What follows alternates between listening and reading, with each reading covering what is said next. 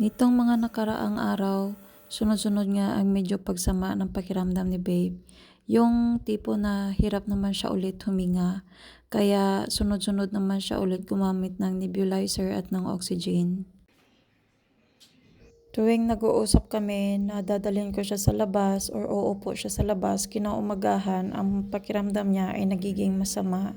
Kaya hindi ko talaga siya pwede mapilit na umupo sa labas kapag ganito ang pakiramdam niya. Bumalik din ang kanyang pagiging antukin, kaya dito nagsabi na nga siya sa akin na dadalhin ko itong mga ginagamit niya sa loob ng kwarto dahil matutulog daw siya.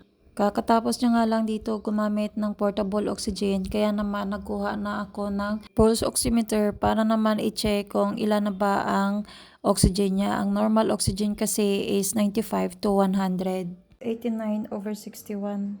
Your oxygen is 89. It should be 95, babe. I know. I've just taken oxygen, haven't I? Yeah. Mababa talaga oxygen niya ngayon. Kaya medyo hindi maganda pakiramdam niya. Oh, it's getting up now. It's 92 to 93.